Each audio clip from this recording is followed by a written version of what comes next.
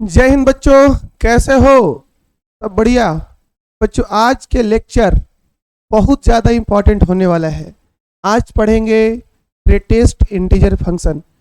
JEE का हर competitive exams का इस पे बहुत ज़्यादा ध्यान रहता है और यहाँ से सवाल काफ़ी फंसाए जाते हैं कैलकुलस में। कैलकुलस में इंडिपेंडेंटली सवाल भी रहते हैं और ज़्यादातर इनका यूज जो है बच्चों वो कैलकुलस में ही होता है। जैसे कि एरिया हो गया, डेफिनेट इंटीग्रेशन हो गया, लिमिट कंटिन्यूटी डिफरेंशियबिलिटी हो गया, हर जगह पे इसका यूज है। और जेई वाले वो इसको छोड़ते नहीं है, हमेशा पूछते ही है कहीं ना कहीं रिलेट करके। तो आज समझेंगे कि ग्रेटेस्ट इंटीजर फंक्शन क्या होता है। बहुत ही इंपॉर्टेंट लेक्चर है बच्चों, ध्यान से देखिएगा क्या पढ़ने वाले हैं। Greatest integer function.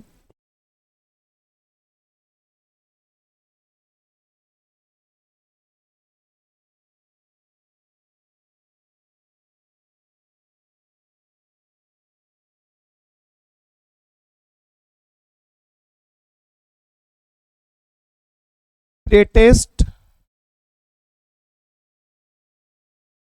Integer function है ना। क्या पढ़ने वाले हैं? आज का लेक्चर क्या है बच्चों? Greatest integer function. इसको हम लोग GIF भी लिखते हैं, इसे हम लोग GIF भी लिखते हैं। अब तुम सोच रहा होगा कि सर GIF, सर आई हटा दिया जाए तो GF बन जाएगा, है ना। आई हटा दिया जाए तो GF बन जाएगा। अरे बाबू, थोड़ा सोच बदलो। ये GIF है, ग्रेटेस्ट इंटीजर फंक्शन, ना कि सर गर्लफ्रेंड है। वैसा नहीं है, यहाँ ग्रेटेस्ट इंटीजर फंक्शन है। तो बच्चों जानेंगे आज हम कि ग्रेटेस्ट इंटीजर फंक्शन क्या होता है, इसका मैकेनिज्म, ये काम कैसे करता है, ये देता क्या है। जैसे आपने मॉड पढ़ा है, तो मॉड का काम क्या होता है कि भाई उसमें किसी को भी डालोगे बाहर पॉजिटिव निकलेगा, जीरो को छोड़ करके। जीरो ही एक ऐसा नंबर है, ये मॉड है ना, इसमें किसी को भी डालोगे चाहे वो पॉजिटिव हो या फिर वो नेगेटिव हो, बाहर निकलेगा पॉजिटिव। और जीरो है, जीरो का मॉड जीरो। तो हर फंक्शन का जो काम होता है बच्चों वो अलग अलग होता है। जैसे इनका काम अलग है ना, जैसे इनका काम है पॉजिटिव देना, जीरो पे जीरो देना, चाहे नेगेटिव जाए अंदर या पॉजिटिव जाए बाहर निकलेगा पॉजिटिव ही। उस तरह से बॉक्स का यानी ग्रेटेस्ट इंटीजर फंक्शन का क्या काम है, यानी क्या चाहिए मुझे ताकि हम ग्रेटेस्ट इंटीजर फंक्शन को याद करेंगे। Means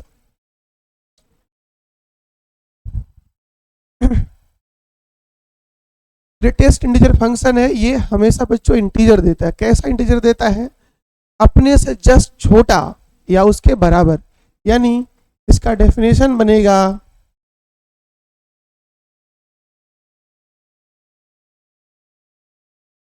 a function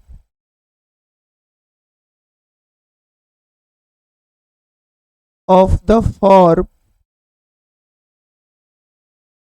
fx is equal to box x, है ना, is called greatest integer function. greatest integer function यानी एक ऐसा फंक्शन जो इस तरह का अपना चेहरा बना के रखे। चेहरा समझ तो रूप, रंग उसका, है ना, चेहरा। जो भी फंक्शन इस तरह का चेहरा बना ले, समझ जाना कि ये ग्रेटेस्ट इंटीजर फंक्शन है। अब तुम कहोगे कि सर हम लोग ब्रैकेट में भी तो इसे इस्तेमाल करते हैं। हाँ बिल्कुल करते हैं बच्चों। जब भी यहाँ पे ग्रेटेस्ट इंटीजर फंक्शन की बात करेगा, है ना, जब भी ये ग्रेटेस्ट इंटीजर फंक्शन की बात करेगा तो ये क्वेश्चन मेंशन कर देगा, ये क्वेश्चन मेंशन कर देगा कि हम ग्रेटेस्ट इंटीजर फंक्शन की चर्चा कर रहे हैं। अगर वो क्वेश्चन नहीं करता ये मेंशन, तो आपको इसे ब्रैकेट समझना है, क्योंकि हम लोग ब्रैकेट के लिए भी इसे इस्तेमाल करते हैं। याद करिए, आप बोर्ड मास करते थे कि नहीं इसको इस्तेमाल? बिल्कुल करते थे। अब जाकर के +2 लेवल पे मुझे पता चला, आपको पता चला, अरे यार ये इसको तो हम लोग बॉक्स भी है, कोई फंक्शन बोलते हैं, हाँ, लेकिन तब ये फंक्शन बोलेंगे जब ये क्वेश्चन ये बात मेंशन कर देगा बच्चों कि यहाँ पे जो आप ये यूज कर रहे हो ना डब्बा, ये डब्बा GIF है, GF फिर GF मत समझ जाना, ये डब्बा क्या है, GIF means greatest integer function. जब भी ये फंक्शन कभी यूज करेगा, है ना, जब भी ये फंक्शन कभी यूज करेगा तो ये बोलेगा क्वेश्चन, या लिख देगा, या फिर सिंबल की तरह से ऐसे इंडिकेट किया जाएगा आपको कि ये ग्रेटेस्ट इंटीजर फंक्शंस है। अब समझते हैं, ये तो समझ में आ गया कि ये ग्रेटेस्ट इंटीजर फंक्शन को इस तरह से हम लोग रिप्रेजेंट करेंगे, यानी जब भी मुझे ऐसा दिखाई देगा और ये लिखा हुआ रहेगा तो बच्चों हम लोग समझेंगे कि ये ग्रेटेस्ट इंटीजर फंक्शन की बात हो रही है। अब इसका वर्क समझते हैं, क्योंकि हर मशीन आया है जब भी मार्केट में तो हर का अलग अलग कुछ ना कुछ काम है। जैसे समझो कि मुझे लाइट चाहिए तो पंखा वाला तो मशीन स्विच नहीं देंगे, उनका काम अलग है, लाइट वाला काम अलग है। उस तरह से जब मुझे कोई को पॉजिटिव करवाना हो तो मॉड को यूज़ करते हैं, और जब मुझे इंटीजर चाहिए, ऐसा इंटीजर ग्रेटेस्ट इंटीजर, तब हम लोग इसे याद करेंगे। अच्छा, इसका काम क्या है समझते हैं। इसका काम, जो बॉक्स है ना, बॉक्स एक्स,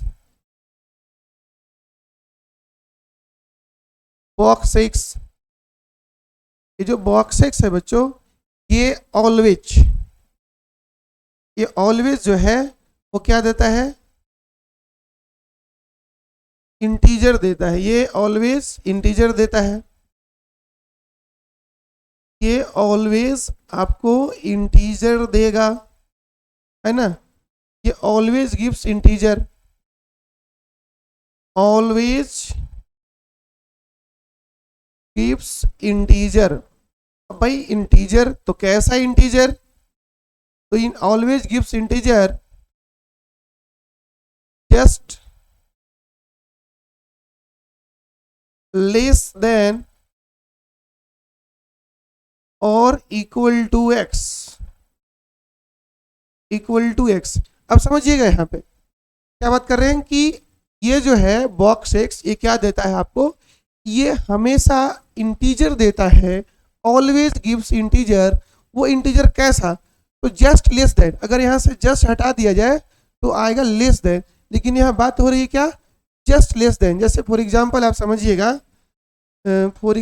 समझिएगा, जैसे आपको बोला जाए भाई ऐसा करो 2.8 का बॉक्स बताइए, है ना, तो 2.8 का बॉक्स का मतलब हुआ कि 2.x का GIF बताइए। हम लोग GI यहाँ पे बॉक्स न, इसको बॉक्स भी बोलते हैं आसान करने के लिए, सिंपलिसिटी यूज करने के लिए बॉक्स भी आप बोल सकते हैं, लेकिन इसको प्रोनाउंसिएशन सही है क्या, GIF। 2.8 का GIF क्या आएगा, तो ये बता क्या रहा है कि ऑलवेज गिव्स इंटीजर। क्या बोल रहा है ये, ऑलवेज गिव्स इंटीजर, यानी ये जो डिब्बा है ये वैल्यू हमेशा क्या देगा, इंटीजर देगा, बट कैसा इंटीजर, जस्ट लेस देन। तो अगर तुमसे पूछा जाए बच्चों कि बताओ 2.8 से छोटा इंटीजर क्या है, क्या ये 2.8 के बराबर होगा, कभी नहीं। क्या 2.8 बोलोगे, नहीं सर, क्योंकि आप अगर तुम कहो तो सर इक्वल टू एक्स बोले हैं, तो पहले ना हम यहाँ लिख दिए हैं कि ये क्या दे रहा है, ये ऑलवेज गिव्स इंटीजर। इस बात पे ध्यान दीजिए, ये क्या बोला जा रहा है यहाँ पे कि ये ऑलवेज गिव्स इंटीजर, ये हमेशा इंटीजर देता है, लेकिन वो इंटीजर किधर का होगा, तो जस्ट छोटा होगा। अगर ये जस्ट वर्ड नहीं रहता तो लेस देन। 2.8 एक इंटीजर नहीं है, इससे छोटा इंटीजर बच्चा आपका हो जाएगा 2, इससे छोटा हो जाएगा 1 भी, इससे छोटा इंटीजर है 0 भी है, -1 भी है, एंड सो मेनी। ऐसे जितना हम लोग नेगेटिव एरिया में जाएंगे, मेरा जो है इंटीजर्स मिलते जाएगा, और माइनस इन्फिनिटी तक जाते जाते बहुत सारे इंटीजर्स मुझे मिलेगा। लेकिन इनका स्टेटमेंट क्या है, अगर ये वर्ड नहीं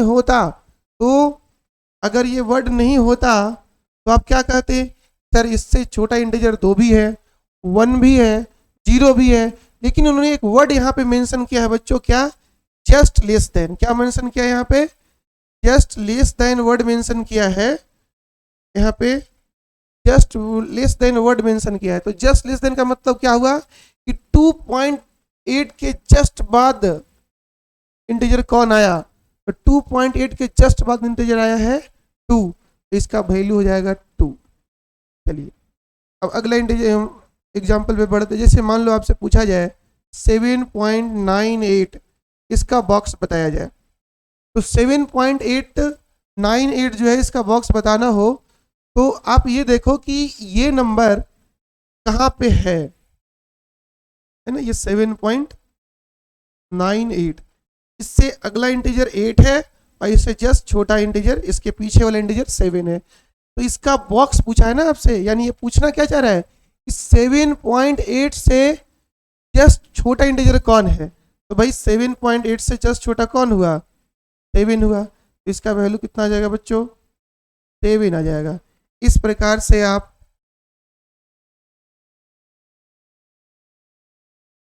आपसे अगर प्रश्न किया जाए कि आप मुझे बताइए पाई का बॉक्स क्या होगा, तो पाई एक इरेशनल नंबर है जिसका वैल्यू लगभग 3.14 के आसपास आता है।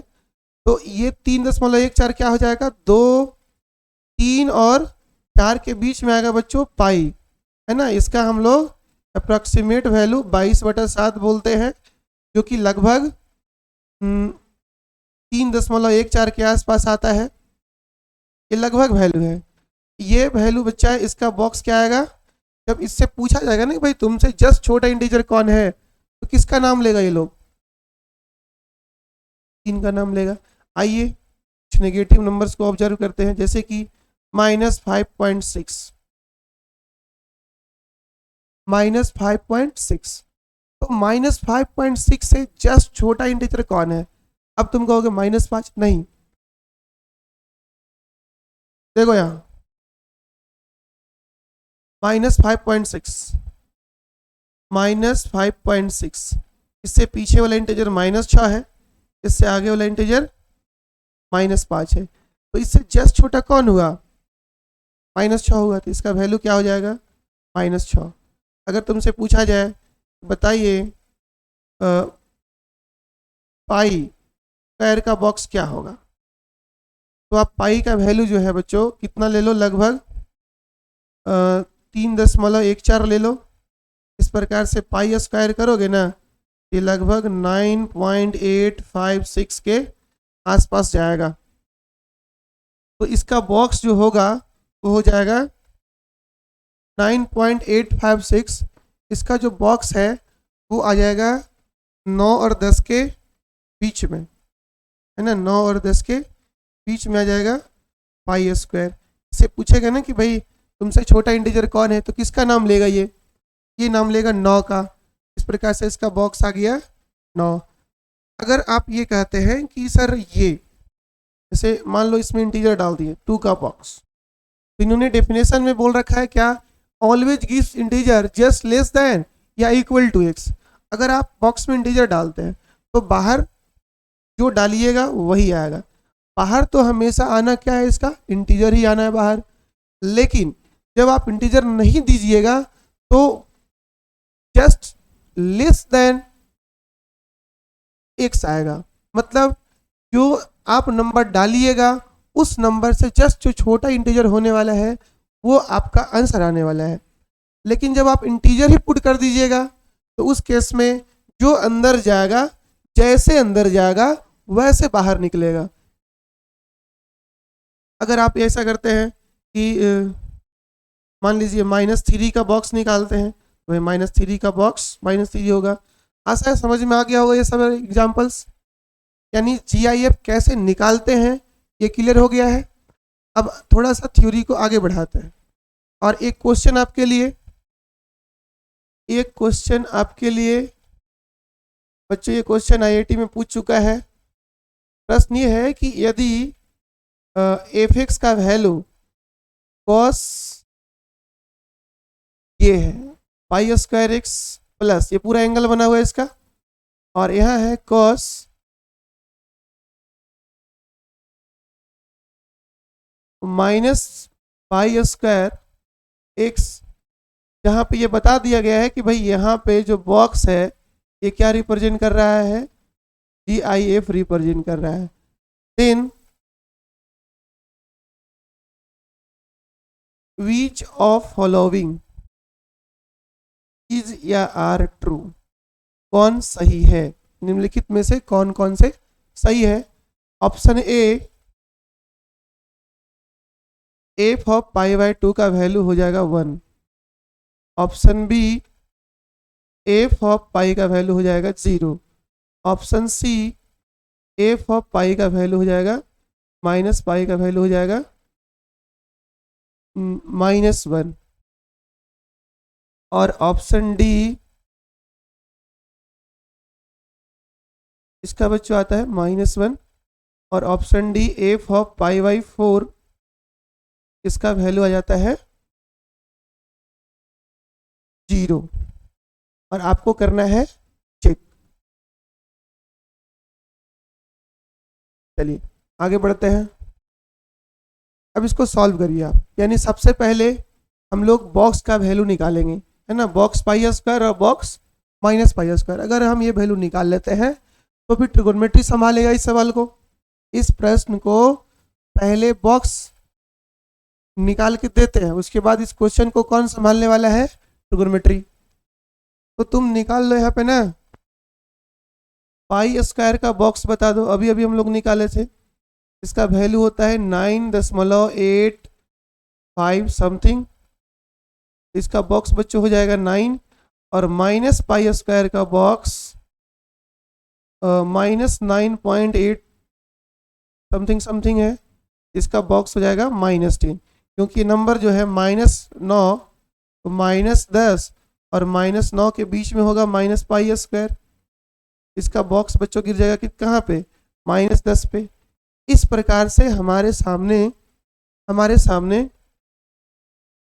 Function ready. क्या फंक्शन रेडी, कॉस ऑफ बच्चों ये हो गया 9x और ये हो गया कॉस ऑफ -10x। डन। अब आप मुझे ये बताओ, समझ में आ रही बात? हाँ चलिए आगे बढ़ते हैं। कॉस 9x और कॉस -10x, आप ये जानते हो कि cos minus theta plus cos theta होता है, तो ये फंक्शंस कन्वर्ट हो जाएगा cos 9x plus cos 10x के पास, क्योंकि कॉस माइनस थीटा है ना, कॉस माइनस थीटा बच्चों ये हो जाता है प्लस कॉस थीटा। ये ध्यान रखना है आपको। ये बन गया फंक्शन। अब इसे कौन संभालेगा, क्या आप संभालिएगा इसे? नहीं, कौन संभालेगा? अब ये क्वेश्चन को ट्रिगोनोमेट्री संभालेगा। चलिए बच्चों यहाँ पे डालते हैं pi by 2। Option A check करते हैं, है ना, ऑप्शन ए चेक करते हैं और वैल्यू डालते हैं पाई बाई 2। तो पहला ऑप्शन कह रहा है कि पाई बाई 2 रखने पे वैल्यू हो जाएगा -1। चलिए देखते हैं। यहाँ पे ये question more than 1 answer correct type का है, ये परेशान नहीं होना है, हम लोग इसे आराम आराम से डील करेंगे। और बॉक्स का काम बच्चों कहाँ तक था, बस यही तक था। बस बॉक्स अपना वैल्यू निकाल के दे दिया। अब इस प्रश्न को कौन संभालेगा, ट्रिगोनोमेट्री संभालेगा। पाई बाई 2 डालिए, कॉस 9 पाई बाई 2 प्लस यहाँ पाई बाई 2 डालिएगा तो कॉस 10 इंटू पाई बाई 2। यहाँ तो 2 से बच्चों 9 कैंसिल नहीं होगा, लेकिन यहाँ 2 से ये 5 कैंसिल हो जाएगा, 10 है ना, ये 2 से 5 कैंसिल होगा और ये कैंसिल होकर के बनाया 5। यानी आपके पास आ चुका है, आपके पास आ चुका है कॉस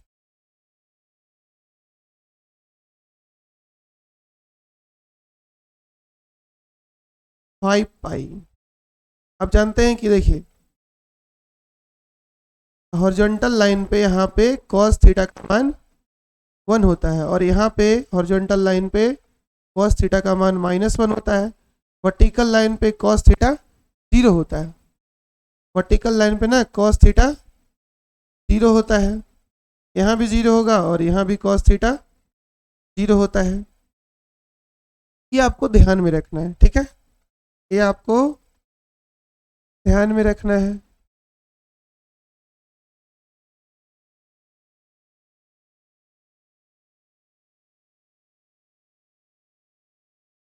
आइए तो cos 9π/2 ऊपर या नीचे वर्टिकल लाइन पे होगा तो इसका वैल्यू हो गया बच्चों 0।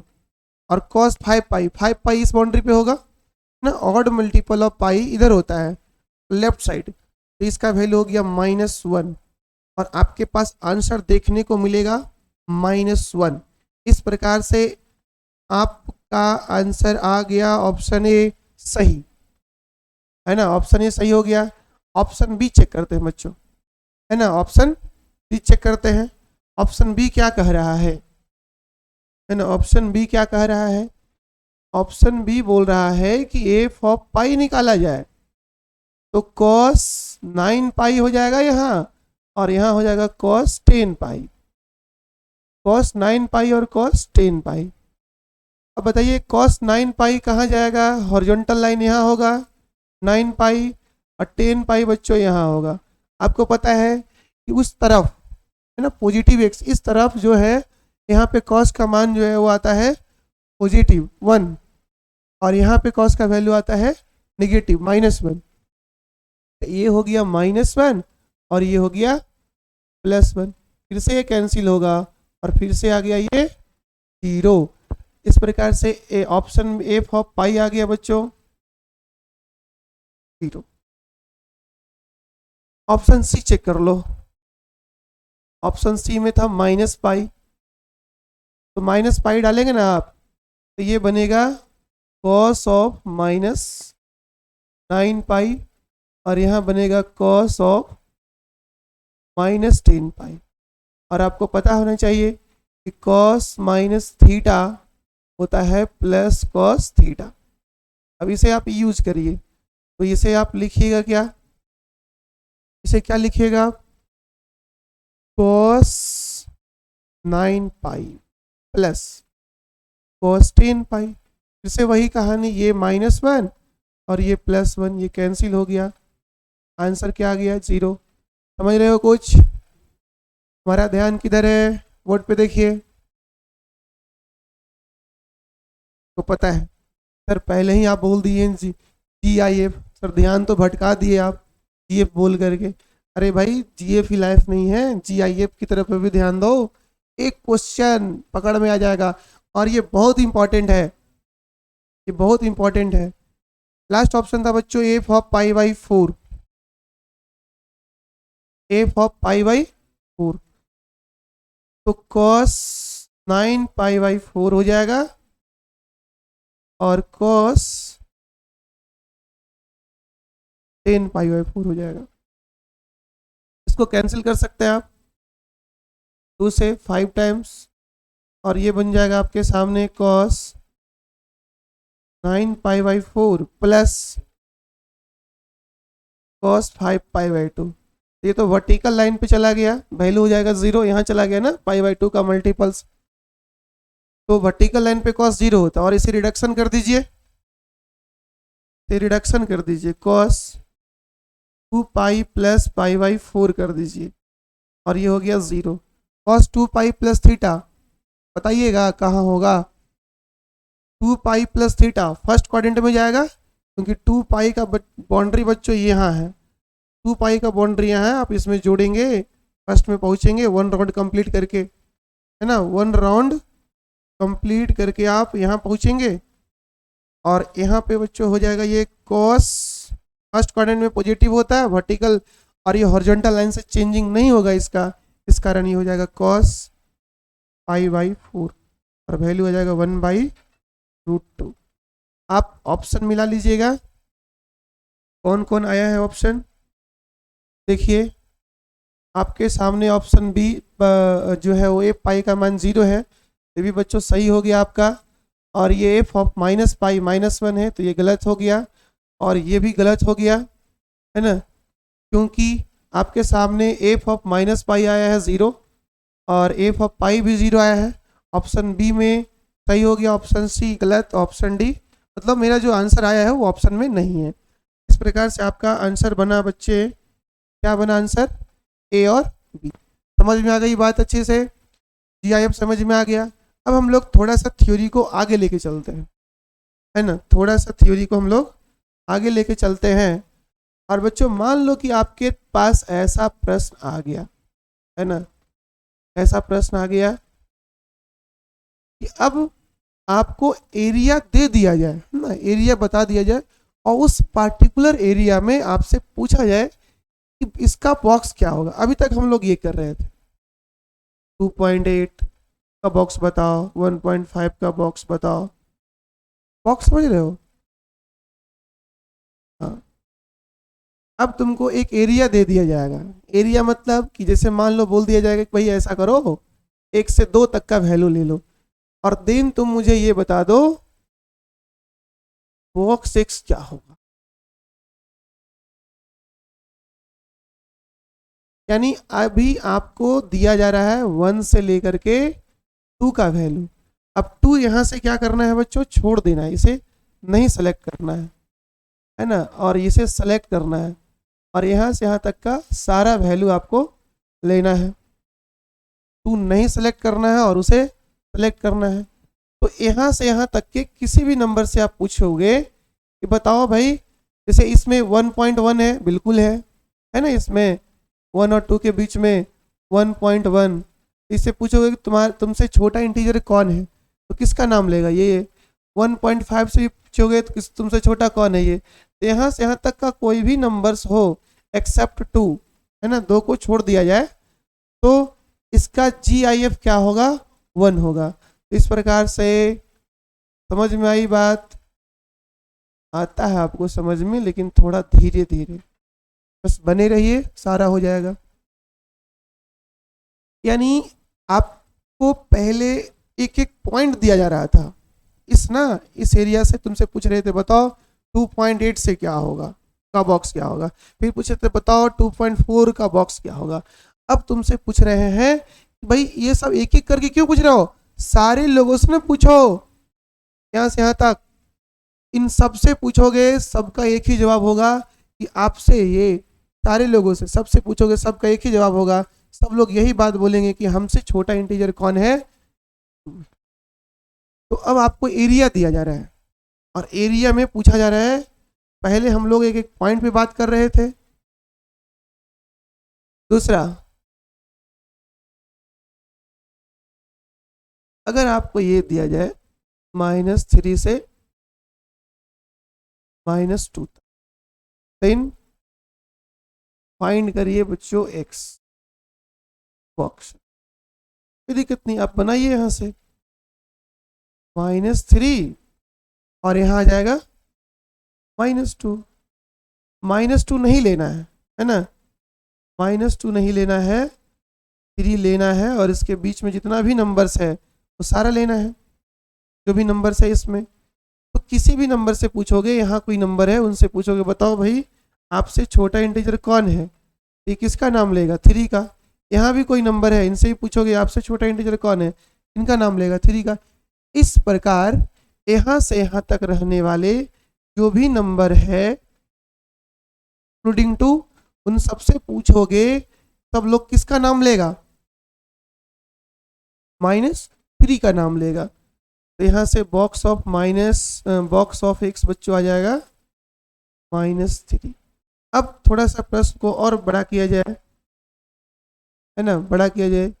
अगर आपसे ये पूछा जाए कि बताओ -4 से अगर x -2 तक है, देन बॉक्स x क्या होगा, देन फाइंड बॉक्स x,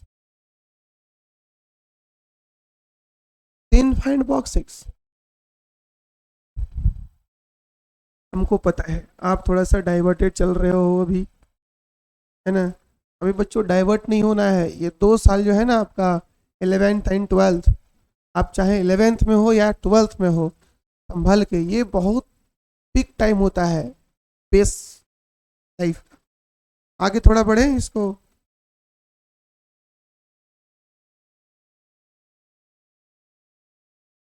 चलो इस बार आपसे पूछा जा रहा है कि बताओ -4 से 2 तक, -4 से -2 तक, सॉरी 2 तक। अभी तक हम लोग ले रहे थे कंजुगेटिव एरिया में बात कर रहे थे, अब बात यहाँ से यहाँ तक हो रही है। ये पॉइंट नहीं लेना है और यहाँ से यहाँ तक का सारा पॉइंट लेना है, इसको भी नहीं लेना है। तो यहाँ से यहाँ तक में जो भी इंटीजर्स होगा बच्चों इस एरिया में, है ना, जो भी इंटीजर होगा इस एरिया में, उनसे पूछिएगा ना यहाँ से यहाँ तक का, सब लोग का बॉक्स का जवाब क्या होगा, -3 -4। फिर इस एरिया में जो भी होगा इन सब का बॉक्स का जवाब क्या होगा, -3। इस प्रकार से मुझे यहाँ तक आना होगा और 1 से लेकर के 2 तक का बॉक्स क्या होगा, 1 होगा। इस प्रकार आपके पास बॉक्स 6 का वैल्यू आ जाएगा -4 भी आएगा, -3 भी आएगा, -2 भी आएगा, -1 भी आएगा, 0 भी आएगा और 1 भी आएगा। इतने सारे वैल्यूज आएंगे, क्योंकि अभी हम आपसे पूछ रहे हैं क्या भाई इस एरिया का बॉक्स क्या होगा। जो अभी एरिया दे रहे हैं ना आपको, वो लगातार 2 इंटीजर है। अब तुमको जो एरिया दिए हैं उसमें ऐसे ऐसे लगातार 2 इंटीजर्स बहुत सारे हैं। अब इतना नहीं दिए कि तुम गिन ही नहीं पा सकते हो, इतना दिए गिन पा सकते हो। अब इसी को ये तीनों समझ में आ गया। इस प्रकार आपको कोई भी एरिया दिया जाए आराम से बॉक्स आप निकाल सकते हो। तो जैसे हम लोग -4 से 2 तक है, इस एरिया में जो भी नंबर्स होगा उनसे पूछेंगे ना, क्या पूछेंगे, हाल चाल, क्या खाए हो, क्या नहीं खाए हो, कितना आपका फ्रेंड है नहीं फ्रेंड है, ये सब पूछेंगे। नहीं, उनसे पूछेंगे ना कि तुम सारे पीछे कौन इंटीजर है, -4। इस एरिया में पूछेंगे भाई तुम सभी से पूछते हैं बताओ तुमसे जस्ट छोटा इंटीजर कौन है, किसका नाम लेगा, -3 का नाम लेगा। समझे बच्चों? Yes sir. आगे बढ़ते हैं। इस प्रकार से बच्चों फिर हम लोग यहाँ आएंगे -1 वाला एरिया में, फिर 0 वाला एरिया में। इनसे पूछा जाएगा, सब लोग -2 का नाम लेगा। इनसे पूछा जाएगा, -1 का नाम लेगा। इनसे पूछा जाएगा, 0 का नाम लेगा। इस प्रकार मेरे पास -4 से 1 तक का सारा इंटीजर्स आ जाएगा। आशा है समझ में आ रहा होगा। अब हम लोग थोड़ा सा दूसरे टाइप के क्वेश्चनों पे चलते हैं। अब तुमको ये दिया जाएगा बच्चों, है ना, कि इफ बॉक्स 6 बता दिया गया है, अब एरिया बताइए। जैसे बॉक्स 6(2) है, कहेगा कि फाइंड करिए x, है ना, फाइंड करिए x। अभी तक हम लोग क्या कर रहे थे, डांस नहीं कर रहे थे, अभी तक हम लोग काम ही कर रहे थे, है ना। तो अभी तक हम लोग जो काम कर रहे थे उसमें स्टार्टिंग में मुझे पॉइंट दिया गया आपको, फिर पूछा गया बताओ इसके पीछे कौन है, इसके पीछे कौन है, मतलब ये नहीं समझो तो हमेशा डबल मीनिंग समझते हो। इसके पीछे कौन है मतलब उस नंबर के जस्ट पीछे का इंटीजर कौन है। फिर आपको एक एरिया दिया गया, उस एरिया से पूछा गया बताओ इस एरिया में जो भी नंबर्स है उनसे जस्ट पिछला नंबर क्या है।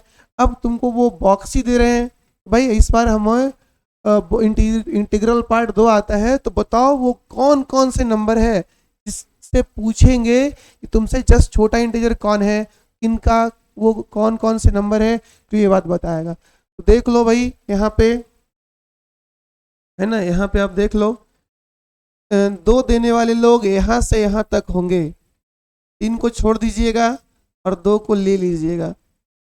किसी भी नंबर से पूछिएगा ना यहाँ से, ये लोग किसका नाम लेगा, 2 का नाम लेगा।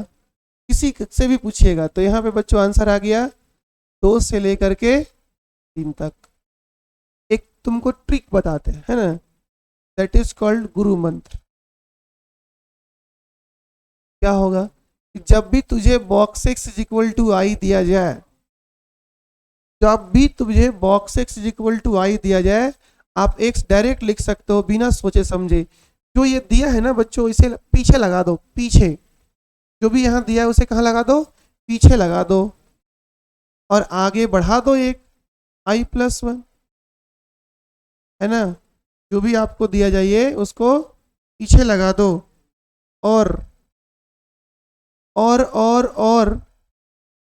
जो भी दिया जाए ना आपको उसको पीछे लगा दो, और आगे वाला जो है उसको एक बढ़ा दो। That is your answer.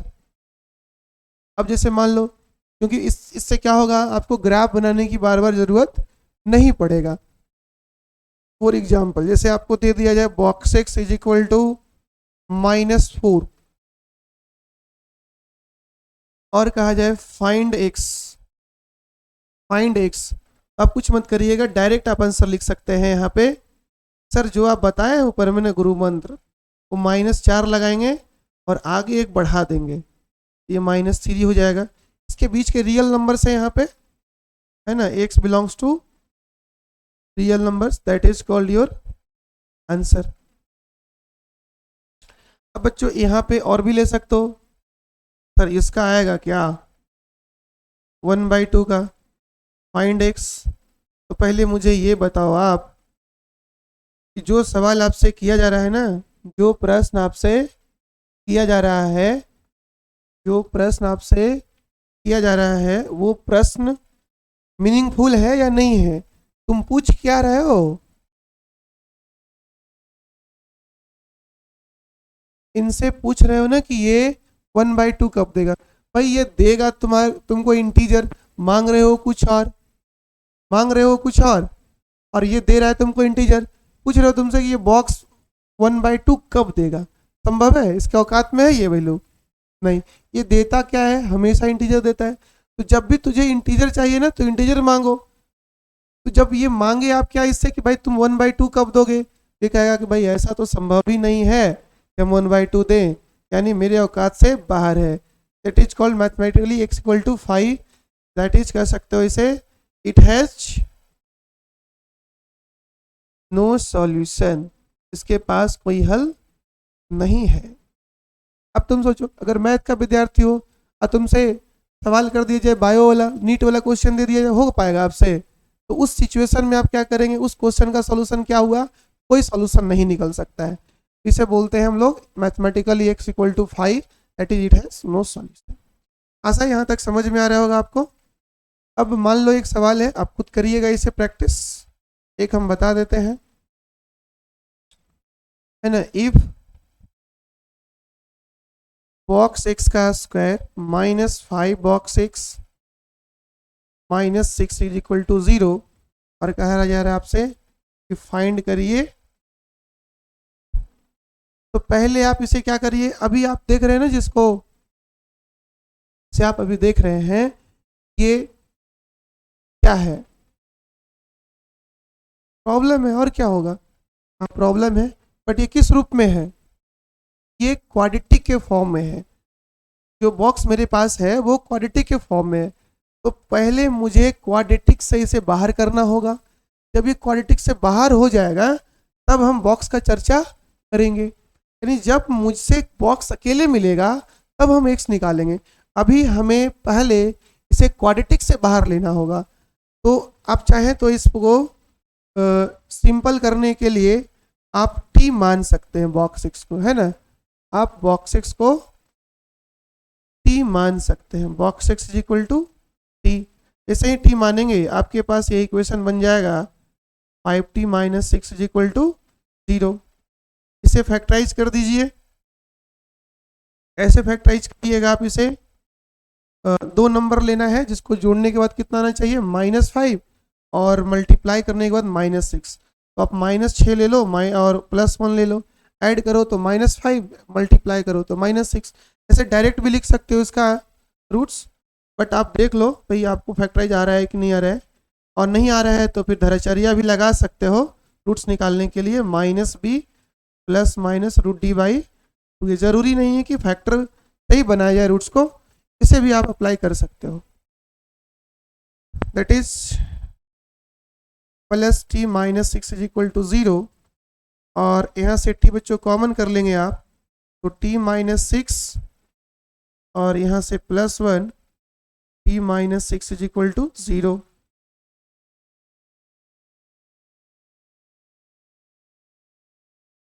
चलिए सॉल्व हो गया है। यहाँ से t - 6 कॉमन कर लीजिए और t + 1 equal to 0। t is equal to 6 और t is equal to 1, sorry -1। अब किसका मदद लिए थे ना, किसको मदद लिए थे? बॉक्स को बोले थे भाई ऐसा करते, तुम्हारे जगह किसी को भेज देते हैं, काम हो जाए तुम्हें हटा देंगे, क्योंकि मुझे निकालना x है ना। इसका मदद लेकर के हम लोग क्वाड्रेटिक सॉल्व कर लिए। अब तुम तो जानते ही हो कि अपना काम बनता भाड़ में जाए जनता। अपना काम हो गया ना, रूट्स निकल गया क्वाड्रेटिक का। अब आ जाओ, अब बॉक्स रख दो यहाँ 6 और यहाँ रख दो box x is equal to -1। यहाँ से बच्चों क्या आएगा, x का वैल्यू सर अभी अभी बताए थे ना आप कि जब box x is equal to i होता है तो जो i है उसे पीछे लगा दो, यानी 6 से लेकर के अगला सर 7 और ये -1 से लेकर के सर अगला इससे बड़ा 0। It's your answer. आप चाहे तो आप इसे इंटरवल में भी डाल सकते हैं, है ना। x बिलोंग्स टू 6 से 7 यूनियन -1 से 0। आशा है बच्चों आपको समझ में आया होगा क्या क्या पढ़े आज के लेक्चर में कि बॉक्स क्या होता है ना, ये क्या देता है, हम लोग इसे रिप्रेजेंट कैसे करते हैं।